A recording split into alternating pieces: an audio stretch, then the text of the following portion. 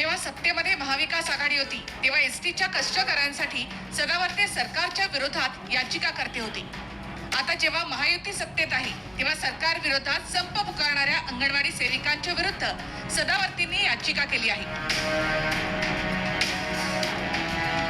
सदावर्तींनी गेल्या 2 वर्षात अनेकदा बेमालूमपणे भूमिका बदलल्या आहेत. 2 वर्ष झाली तर एसटीचं विलीनीकरण झालेलं नाही. या महिन्यातला एसटी कर्मचाऱ्यांचा पगारही रखडला होता. मात्र कष्टकऱ्यांसाठी जवळपास 2 महिने संप करणारे सदावर्ते आता अंगणवाडी सेविकांच्या संपाविरोधात कोर्टात पोहोचले आहेत.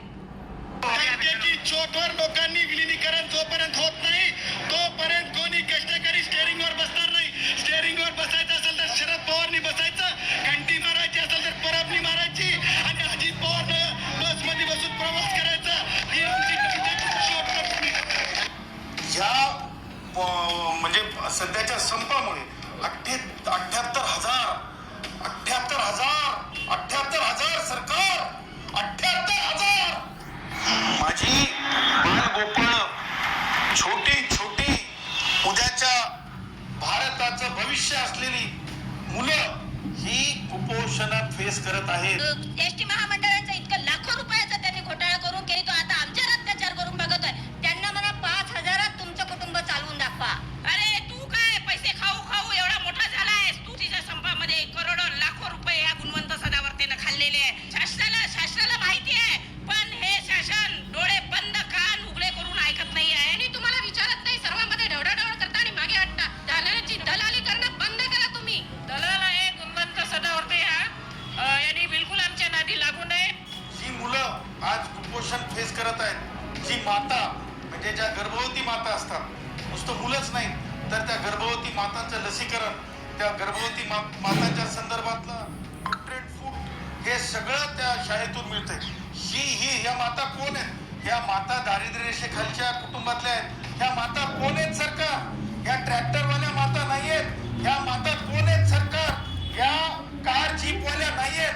ह्या मोठ्या मोठ्या कॉर्पोरेट हॉस्पिटलमध्ये जाणाऱ्या माता नाही आहेत. जी गरोदर माता आहे, जी स्तनदा माता आहे, तिच्या आरोग्याची, त्या बालकांच्या आरोग्याची, त्यांची ही सगळी ती काळजी घेते. पण त्यावेळेस ह्या साहेबांना आमचं लक्षात आलं नाही की आम्ही काय काम करतो. पण आता गेली 41-42 दिवस झालं अंगणवाड्या बंद आहेत आणि लगे बालकं कुपोषित झाली का हो? एवढा सकस आहार हे सरकार देतं का ह्या अंगणवाडीतल्या बालकांना? 1 महिन्याचं जे धान्य येतं ते 2 महिन्याला येतं. 2 महिन्यातून एकदा धान्य दिलं जातं. शिरा आणि उपीट हे सकस बनलं जातं का? हा आहार सकस आहे का? सकस कुठल्या ह्याला म्हटलं जातं हे तरी हे साहेबांनी जाणून घ्यायचं ना. बालकं कुपोषित होऊ नये म्हणून जर लक्ष दिलं असतं तर ही वेळ आलीच नसती ना सरकारवर. ह्या सरकारच्या बरोबरीने जाऊन त्यांनी आमच्या अंगणवाडीचा संप मुडीत काढायचं ठरवलेलं हे त्यांच्या याचिकेवरनं आमच्या लक्षात येते. सरकारला कुणीही डेडलाईन देऊ शकत नाही असं म्हणून सदावर्तेंनी जरांगेंच्या मागण्यांना विरोध केला. मात्र जेव्हा सदावर्तेंनी स्वतः एसटीचा संप पुकारला होता तेव्हा ते स्वतःच विलीनीकरणावरून सरकारला डेडलाईन देत होते.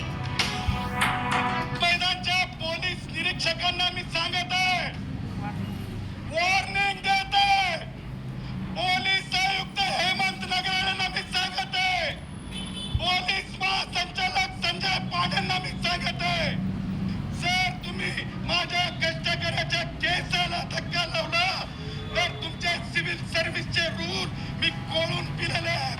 श्री जरंगे पाटील यांना जर तशा प्रकारची ॲडोमेंट भूमिका बेकायदा वर्तन होणार असेल तर त्यांना ज्युडिशियल मॅजिस्ट्रेट फर्स्ट क्लास समोर वेळ पडली तर प्रतिबंध करावा. तेवढंच नसेल, होऊन जमत नसेल तर योग्य ती अटक सुद्धा करावी अशी मी मागणी केलेली आहे. 2 वर्षापूर्वी सरकारने ठरवलं तर काही तासात एसटी विलीनीकरण होऊ शकतं असा सदावर्तेंसह भाजप नेत्यांचा दावा होता. आज 2 वर्ष झाली, मात्र विलीनीकरण एक प्रक्रिया असल्यामुळे त्याला वेळ लागेल असं आता सदावर्ते म्हणतायत. विलीनीकरणाचा निर्णय आज घ्यावा आणि विलीनीकरण सहज होऊ शकते. विलीनीकरणाच्या व्यतिरिक्त चर्चा होऊ शकत नाही. टंक्या की चोट पे सिर्फ विलीनीकरण. आणि नवीन कमिटीने निर्णय घ्यावा विलीनीकरणाच्या बाबतीत. त्यासाठी नवीन कमिटी स्थापित करून विलीनीकरण करून द्यावं. 2 वर्षापूर्वी सदावर्तेंची एसटी विलिनीकरण हीच मुख्य मागणी होती. मात्र आता जेव्हा विलिनीकरणावर प्रश्न होतो तेव्हा सदावर्ते इतर सवलती मिळाल्याचा दाखला देतात.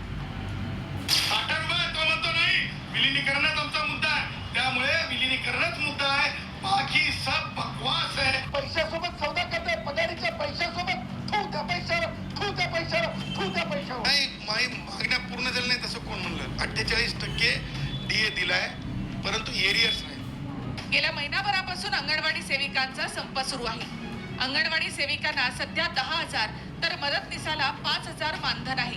यापैकी असंख्य अंगणवाडी सेविकांनी 500 रुपये मानधनावर काम करण्यास सुरुवात केली होती.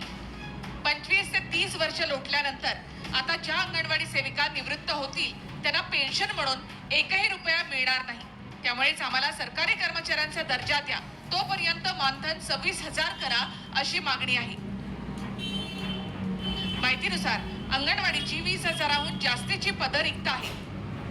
काही महिन्यांपूर्वी बीड जिल्ह्यात अंगणवाडी मदतनीस म्हणून 555 पदांची जाहिरात निघाली होती.